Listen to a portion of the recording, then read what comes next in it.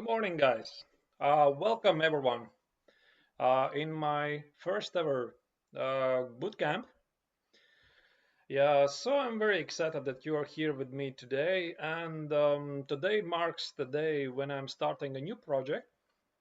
Is that I'm going to do once per week my training camps here at chess.com. And in these couple of hours, we can perhaps learn something new or repeat various interesting topics and exchange with some discussion in the chat, of course, and hopefully get wiser in the process. Right. Yeah, so the plan for today, for the inaugural show of my boot camp, is I'd like to cover the rook endgames. Essentially, I believe this is an extremely important topic because everyone who is being playing, um, I mean, for quite some time, obviously, you understand the importance of the rook endgames. Why exactly rook endgames? Why not something else? Because I thought that the rook endgames are perhaps one of the most tricky endgames available, and I would like to do some of the most important ones so that perhaps probably you know the biggest ones, right? I mean, how to make a draw in the fielder position, how to build a bridge, something like that. But I mean, maybe for somebody it's not so clear, or maybe certain techniques for some people are not that obvious. So the plan is this: I would like to repeat a couple of simple ones in the beginning, something like the fielder position, the building the bridge, the triangle. I call it the triangle. Maybe there's a different title, but I use the triangle one. And then we'll gradually progress to some more difficult examples, and I'll try to show you some samples from my played games. I've played a number of rook games, so I feel sort of as an expert in this field, and I've devoted quite some time by studying endgames. So this is where I feel quite confident. And what I'm going to do, I'm going to use as a basis this very wonderful book, as you can see. It's Dvoretsky's Endgame Manual. I hope you have seen it before. If you haven't, I totally recommend. It's a great book, and if you have the time or you want to improve, definitely try to find some time, buy this book, study it. Yeah, hi Han, hello, and definitely your knowledge is going to improve. Let me tell you honestly, I started to read this when I was already a grandmaster. So I'm a grandmaster myself. If you don't know me, my highest rating was 2631, I think. Now it's slightly less than that.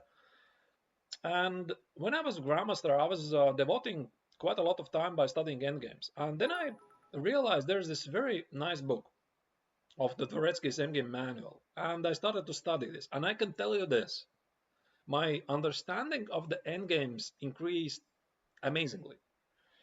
And I tried to do something like study everything from the first page until the end, and I realized this is impossible because it's a very heavy literature. I mean, it's a wonderful book. The author is obviously the Russian chess legend Mark Dvoretsky, foreword by Yusupov, preface by Agard, well-known names, obviously, in the chess coach ranks. And yeah, I did perhaps something like 50 pages, and I just couldn't do this anymore because it was so time consuming, so difficult because I was trying to do everything. And then I realized I need to change my attitude, and I pretty much read the book several times diagonally. So the most important parts, obviously, some of them stayed in my memory, some of them did not. But what I learned by studying this book is that uh, yeah, it's pretty much advanced. It's very much advanced, but everyone can use this. I mean, it's a great book in this terms that you don't have to read everything. There is a blue text that you can read. This is the so-called theory. The author signifies the most important part, so you can just like I did a couple of times, read it diagonally, and something is gonna stick in the head, and you're gonna remain it. And in most of the endgames, as you will see, I'll show you those examples. I do not remember everything, obviously. I'm not Magnus Carlsen with his photographic memory, right? I'm just a human being. And I remember the principles.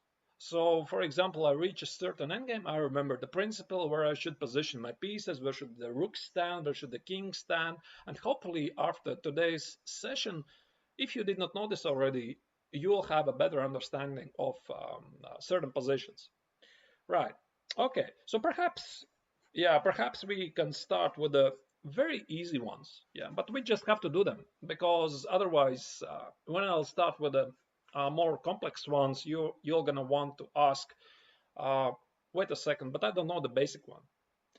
And I believe that endgames and approach to chess in general is like building a house, right? You need to have solid foundations. If you don't have solid foundations, it's very difficult to build the second floor, the third floor, the 50th floor if the bottom is collapsing. So this is why it's extremely important that your technique is really, really good, or at least you know the principles. All right. So here we go. I'll try to set up the first one. Quite a simple position. Yeah, so let's start with this one. Very simple. It's not that difficult, but I believe we have to start with this. Obviously, if you are, I don't know, at least a candidate master, you're going to be saying, I mean, what is this? This is obvious stuff, right? Well, it is. I mean, for me it is. For somebody it is, but for somebody it isn't. So very quickly about these kinds of positions, obviously white goes forward. The rule is this, that black can always go in the passive defense by positioning the rook on the last rank if white has either the h pawn, the g pawn, the b pawn, or the a pawn. So this is the only moment when you can go into passive defense. White cannot progress here. So there's just no way. I mean, you just move the rook here and there, rook c8, rook a8, rook d8. There is just no way you're going to lose this. So, for example, some check here, check here, check. Do not go to f8. You're going to lose because of the king h7. So, king h8. Yeah, and that's a draw. I mean, white cannot progress. And I assume you still know the basic. Yeah, morning, Kalashkit. Good morning. Thank you that you're here.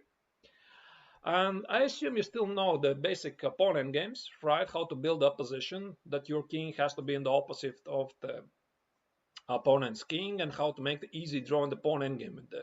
Your opponent has only the sole pawn.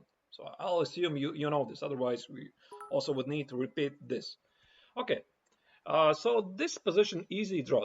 Do not ever doubt yourself that can you not go into passive defense. Again, a pawn, b pawn, h pawn, g pawn, the so-called knight pawns, the so-called corner pawns, you can easily go into passive defense. There is one exception. Hi, fresh campo. I hope I pronounced correctly. Hello. Thank you. Thank you that you're here. Yeah, the name of the book. Yeah, the name. Yeah, this is the book. This is the book. Dvoretsky's Endgame Manual. It's a fantastic book. I totally recommend it. It was written by Mark Dvoretsky, a well-known Russian coach. He's a legend in Russian circles. Everybody knows him. And it was prefaced by Yakov Agard, another super well-known chess coach, and Artur Yusupov. I mean, these are household names. So it is really a golden book. And I'll take some of the samples from the book and some of them from, yeah, they are hard. They are very hard. Yeah, I agree. But they contain some of the basic information. I mean, obviously, you don't have to study everything. So it's not what I'm going to do. I'm not going to force you to study everything. So I'll just try to cover the most important moments so that you understand some principles and show you some examples from practical games. So that is the idea anyway. So here the exception about this position, about the G pawn, for example, is you can never, I'm sorry, yeah, I should have done this. You can never, ever go into passive defense with double pawns. That loses. So do not think about this. So for example, let's say you would have this position, and it doesn't matter who is to move. Black is losing. So you cannot do this. Double pawns is losing. Why is that? because white simply progresses forward. He is gonna play rook f7, rook f6. Probably the correct order of moves is gonna be required. Play g7, rook f8, exchange the rook for the give up the one of the pawns and go to the winning pawn endgame.